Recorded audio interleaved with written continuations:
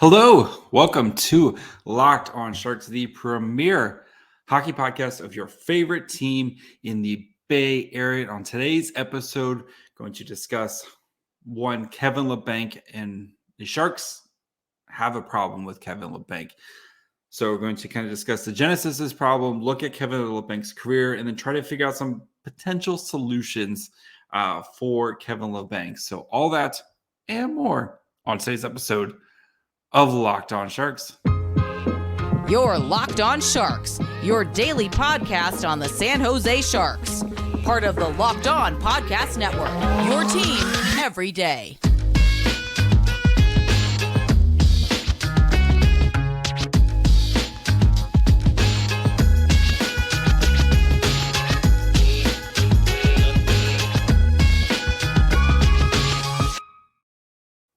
I'm your host, JD Young, contributor at Fear the Fin, RIP, and San Jose Hockey Now. I want to thank you guys for making Locked on Sharks your first listen, covering your favorite team every day. And of course, you can find us wherever you get podcasts and on YouTube as well. So thanks for subscribing. Or if you haven't yet, go ahead and hit that subscribe button now. So I want to get into Kevin Labanc and kind of the odyssey that this has been, especially between him and David Quinn, and kind of look at more maybe a retrospect of Kevin Labanc's career, what has maybe led up to this moment, and then try to figure out some potential solutions for Labanc and, what might be a relationship that unfortunately right now just might be beyond repair. So this is all just me speculating. I don't have any inside information. I haven't talked to Kevin Labanc. I haven't talked to David Quinn.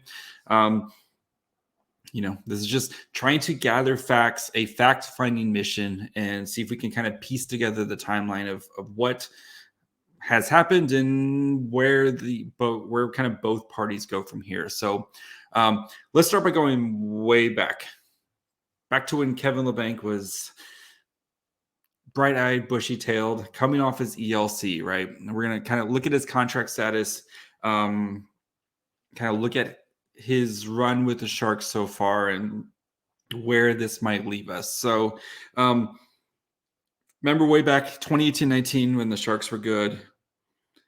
We got to go to the playoffs every year. They were fun and exciting.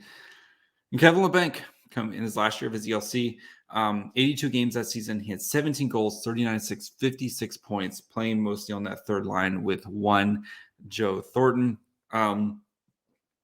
Really, you could argue was one of the best third lines in all of the NHL. His ELC expired, and Doug Wilson gave him he agreed to a 1-year, $1 million contract. If you think back to that offseason where a lot of people were like, what's going on here, right? A guy just scored 56 points. This feels like maybe is a bit of a wink and a nod. The Sharks were trying to kind of run it back. They lost in the Western Conference Finals to the Blues. Let's try to run it back. Hopefully everyone's healthy. We come back. We can make a run towards an actual Stanley Cup. We all know the 1920 season, that was the beginning of the end for the Sharks. Pete DeBoer was fired in December. He had COVID at the end of in March, and that team was terrible. But during that season, 70 games, Labanc had 14 goals, 19 assists, 33 points for a solid season on a bad Sharks team. But if you're into plus minus 33, which is really, really bad. Again, plus minus is a dumb stat, terrible stat, and you don't have control of that. But sometimes, though, if it walks like a duck, talks like a duck, it's a duck. Sharks are bad. Kevin Labanc was on a bad line that gave up a lot of goals that season. So that following off season, after COVID, we started, going into the bubble season. Doug Wilson went back, fulfilled his promise of kind of taking care of Kevin Labanc. He got a 4-year, $18.9 million contract that averages out to $4.725 million per season. That is little less than 6% of the Sharks cap. Again, didn't expect. I don't think at this we still expected to see some potential growth. We didn't know what we were getting with the cap, but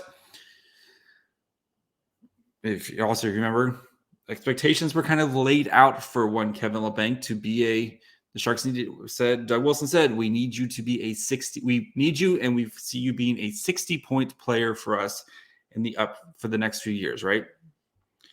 56 points, down season. The team was bad, et cetera, down to 33. Kevin Labanc, we need you to be a 60-point player for us. Again, if you're getting 60 points at under $5 million, you're feeling pretty good about it, right? But Labanc, tough season, the bubble. 55 games, 12 goals, 16 assists, 28 points in those 55 games. We call it the bubble season, but you know what I mean. Last year, worst season, 21-22 under Bob Boughner. Again, 21 games, 3 goals, 3 assists, 6 points, was healthy scratched before his season-ending injury in December with shoulder surgery. Labanc was playing fourth-line minutes and was a healthy scratch several nights before his injury. Bob Boughner, we know that what happened this offseason. Bob Boughner flushed out of town.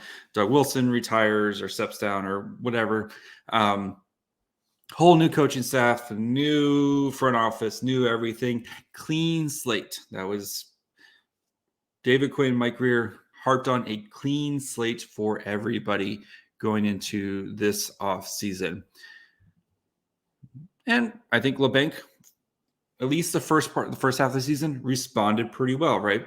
46 games, 10 goals, 15 assists, 25 points this year. Well on his way to being a potential, 45, 50-point guy for you. The Labanc, if you're looking at all the analytics, right? The Labanc Hurdle Meyer line, top 15 line in the NHL when it comes to, producing goals, expected goals. They drove play.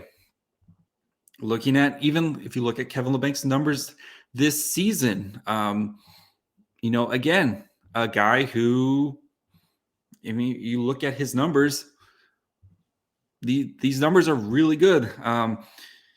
Just under, time on ice, just under a first-line minute guy, but offensively, 74 percentile, defensively, 96 percentile, defensively.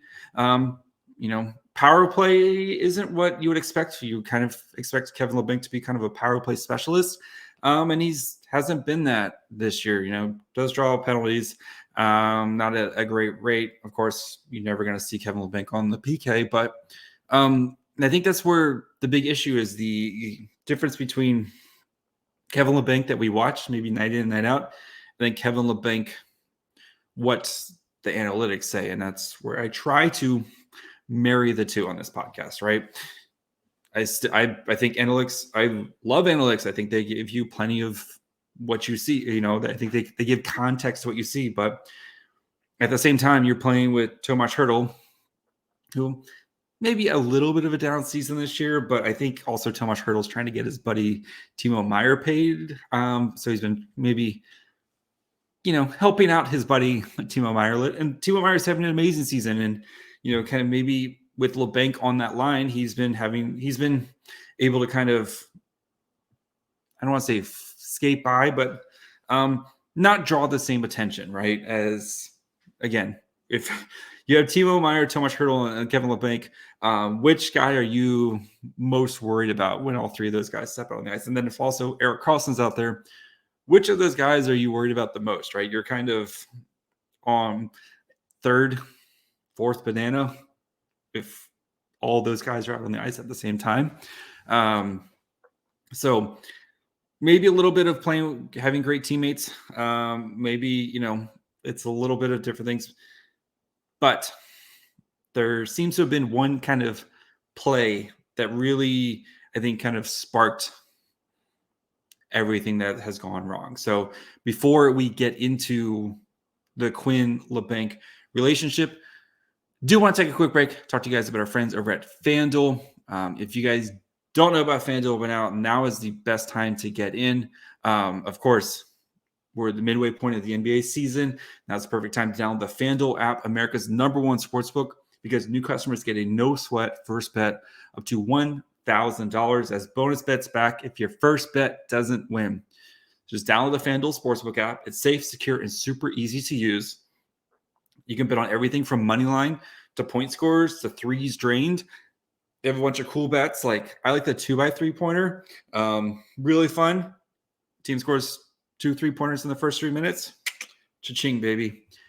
Plus, FanDuel even lets you combine your bets for a chance at a bigger payout with a same game parlay. So don't miss the chance to get your no sweat first bet up to $1,000 in bonus bets when you go to FanDuel.com/lockedon. That's FanDuel.com/lockedon to learn more. Make every moment more with FanDuel, an official sportsbook betting partner of the NBA. All right, so I think the genesis of where this division between Quinn and Labanc started, if you remember, about a month ago, Sharks were playing the Coyotes in good old Mullet Arena, and Labanc has a defensive breakdown. The Coyotes score on a breakaway goal, and, Labanc fully admitted this, I made a mistake, and he got benched for part of that game, right?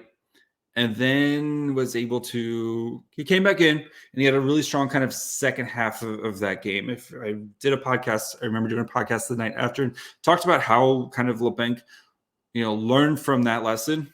He said it was the longest 10 minutes of his life, kind of sitting on the bench there. I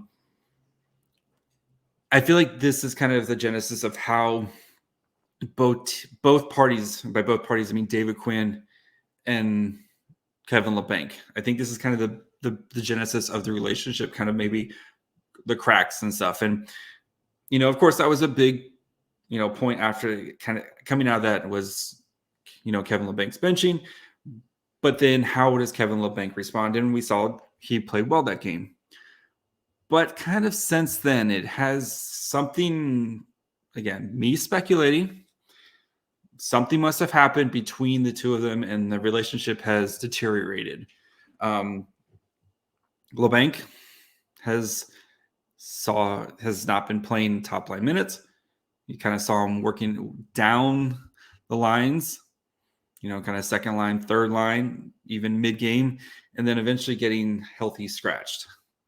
And again, it's not like the Sharks are flush with top line, kind of middle six forwards, right? They have a lot of bottom six forwards, and they've been losing even some of those guys, right? Matt Nieto gets traded. Luke Cunnin done for the season. Gadovich is out right now.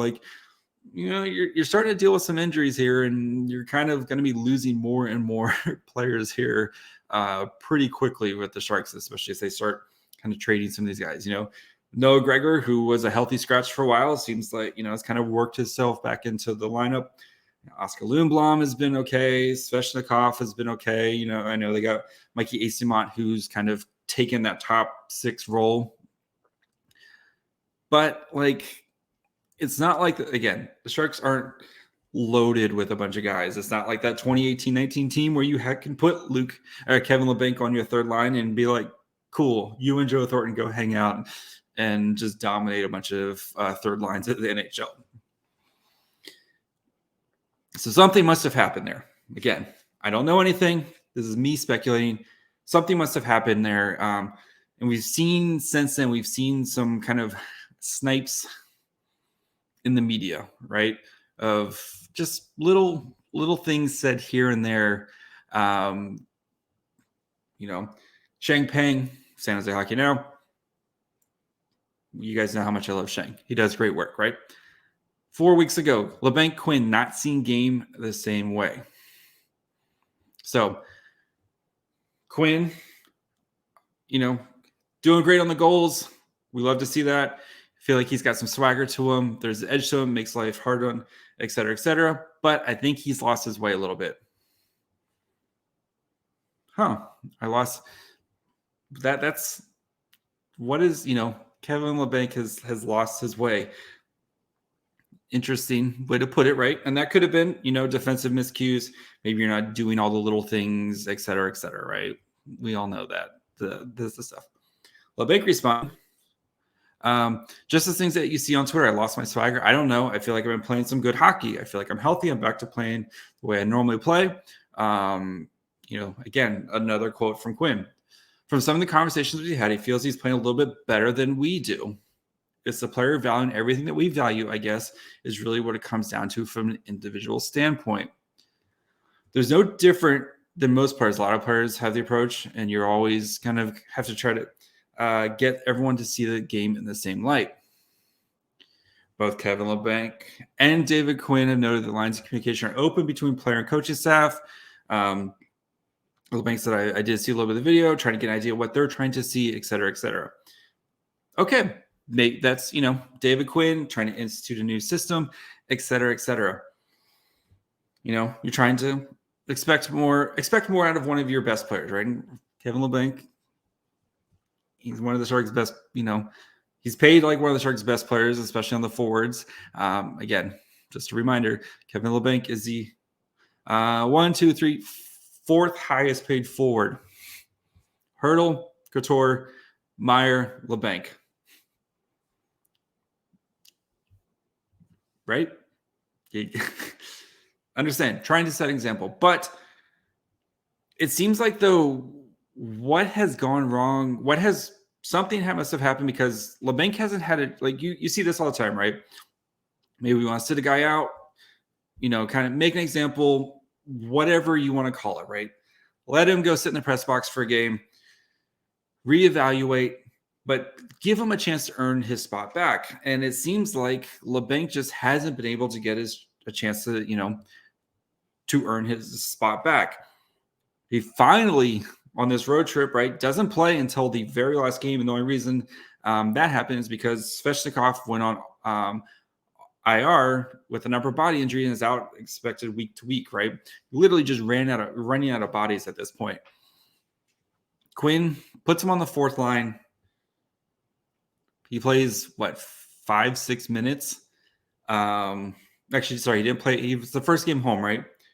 Plays 5 or 6 minutes against the Penguins team, and then they asked him about Labanc's performance, and he said he didn't love that line, and that was basically it. So something has happened here, and this partnership or whatever, it seems like it might be done. Sometimes that happens, right?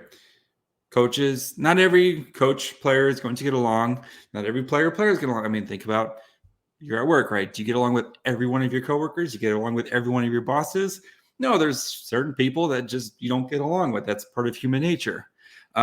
Usually in sports, though, you kind of try to put it behind you and work towards the betterment of the team, et cetera, et cetera. But I think there's something smells fishy here, and I think we haven't gotten the full story of what happened here. So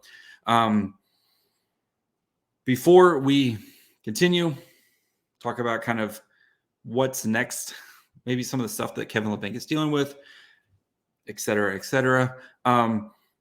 Do want to let you guys know about the Locked On Sports Today podcast. Of course, thank you guys for making Locked On Sharks your first listen. Sharks coverage, your team every day. But if you want to go the whole wide world of sports, get a little bit of what's going on out there, go check out the Locked On Sports Today podcast. They got you covered with all the biggest stories, all the biggest takes. They have like the take of the day. Right now, of course, with the Super Bowl over, we got NBA. We're going to have baseball starting up here soon. So make sure you guys go and check out the Locked On Sports Today podcast, wherever you get podcasts. And of course, watch on YouTube as well. All right, with Labanc. So Shang Peng, again, doing some amazing work. Labanc right now has got a lot of stuff going on, and that happens, right? I think sometimes we lose, athletes, sometimes you forget there's a lot of stuff going on with them. His dad, I think, just came out of a medically induced coma. He's hanging up Christmas lights over Thanksgiving, fell off the ladder, was in a coma. I don't know about you, but that would make my, like, if I had to worry about my dad being in a coma for 2 months, 3 months now, yeah, I would probably not be super happy to be around. Again, I'm not trying to make excuses for Kevin Labanc. I'm just laying out some facts right now. So, his wife getting ready to have a baby for the first, soon. Like, there's, not playing the hockey you want to play. And it might be one of these things where everything just kind of starts to snowball, and maybe you took it out on the wrong person being David Quinn. Again, I'm just speculating, trying to put some pieces together here. So you wonder if maybe some of his personal life kind of bled into the dressing room, bled into some of his interactions with the coaching staff, whatever's going on, right? Very reasonable. It happens. We've all done that. Something's not right at home. You let it bleed into your work life. Something's not right at work. You let it bleed into your personal life. 1000% happens to everybody. That's just, but don't know what happened. Don't know the relationship, but it seems like, though, this Quinn Labanc relationship just might be beyond repair right now. So what does that mean for the Sharks going forward? So Labanc still has 1 year after this year left on his deal at $4.725 million.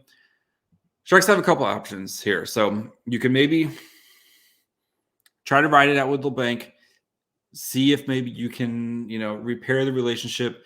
Again, the Sharks are going to be, you assume Benito's probably going to be gone at the trade deadline. Whoever else, like if there's Timo Meier's probably going to be gone at the trade deadline. There's going to be spots open. Kevin Labanc David Quinn's going to have to decide, do I really not want to put Kevin Labanc in the lineup? Kevin Labanc is going to, maybe he gets some more ice time. You kind of work through this. Maybe in the offseason, you have a nice little powwow. Try to move on. So option A, move on. Let's go into next year. Everything, try to kind of move on from this situation. Option 2, you could try to trade Kevin Labanc. So you could maybe try to trade him at the deadline. I don't know. Again, Sheng spoke with some executives. Labanc doesn't have much trade value, and this could be one of those things where you just swap bad contracts with somebody. Try to find somebody who's maybe their contract is a little bit more, or, where the Sharks can maybe absorb it a little bit, or just try to, swap contracts and see if maybe a fresh start for both players could work out. So we see this all the time. Hockey move. I'll trade you my problem child for your problem child. Let's see what happens. So that could happen. I don't think so, especially with Labanc's 4.725. We know, again, the cap space right now for a lot of teams it's a crunch, and I think that's why we haven't seen a lot of trades right now, because just nobody can afford to make trades at the moment. So, or you get through the season, off season, teams can have a better idea of how to fit pieces in. You can kind of a little bit more flexibility to make moves. Maybe a deal happens this offseason and you trade Kevin Labanc to a team. Maybe you retain some salary. Again, with the retained salary, you can only do it so many times, right? And you think with the Sharks, right? You're already retaining salary on Brent Burns, okay? If you trade Carlson, you're going to be retaining salary there. Timo Meier, if you retain salary this season, it'll be off the books going into the summer. But again, retaining salary, it limits your ability to do things elsewhere, right? Either being a middleman or trading your other players, like, say, Couture. Maybe Couture goes in and realizes, you know what, we're not going to win around here. I want to go try to win somewhere. Is trade me. Sharks retain some salary type of situation. So, again, me just speculate. Mark-Edward Vlasic wants to get traded. Whatever. So, I think you can only, do you really want to give up one of your retains?